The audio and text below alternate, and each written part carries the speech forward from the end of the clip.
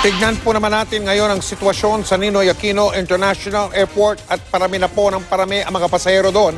Sa tala ng pamunuan ng naturang paliparan, mas marami ang bumiyahe ngayong Semana Santang ito kaysa nung nakaraang taon. Mula sa NAIA, nakatutukway si Ian Cruz. Ian?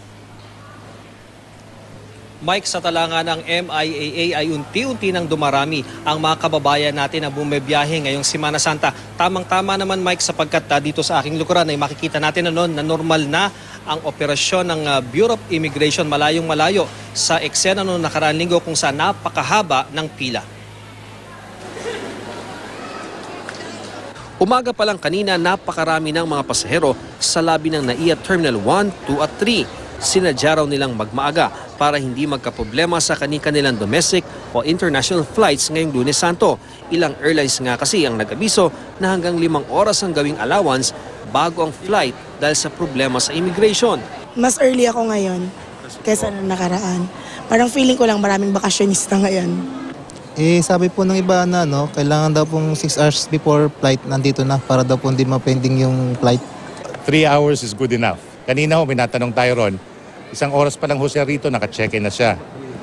Mayroon naman akong natanong, alas 4 pa ng umaga, nandito na ho siya, which is too much. Nasa 118,000 daw ang karaniwang bilang ng departing and arriving passengers sa lahat ng NAIA terminal kada araw. Pero nitong mga nagdaang araw, nasa 130 hanggang 135,000 daw ang average volume ng passengers.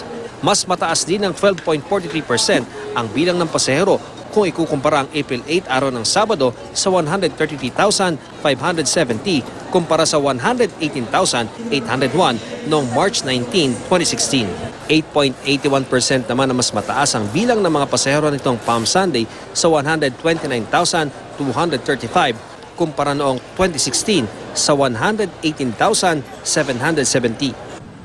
Sa Terminal 3, ang may pinakamaraming pasahero. Ang projection namin dito, it will be peak on Wednesday. Mga siguro after lunch or mid of Wednesday hanggang early morning of Thursday siguro. At dahil peak season ngayong Semana Santa, bawal mag-leave ang mga empleyado ng Bureau of Immigration. Pero kaninang umaga, nasa 22 ang absent na immigration officer sa NAIA. Base sa impormasyon mula kay Mark Red Marinas ng Port Operations Division. 11 naman ang absent pagdating ng second shift kaninang tanghali. May naka-standby pa raw sa head office ng immigration sa Maynila. Kaya maluwag ang pila sa mga immigration counter. Di tulad dito mga nakaraang linggo. Normal na raw ang operasyon ng immigration mula pa nitong weekend. Bukod sa regular na immigration officer sa NAIA, may 140 pa na idinagdag ang Bureau of Immigration. If there's a need, there is still a number of 342 personnel to be exact na ilalagay ko nila at any given time pagka may kailangan. Mike, doon naman sa manipis na supply ng kuryente ay tiniyak ng MIAA na meron silang mga backup na power generators at yan daw ang magiging daan para maging tuloy-tuloy ang operasyon dito sa NAIA. Balik sa iyo, Mike. Maraming salamat, Ian Cruz.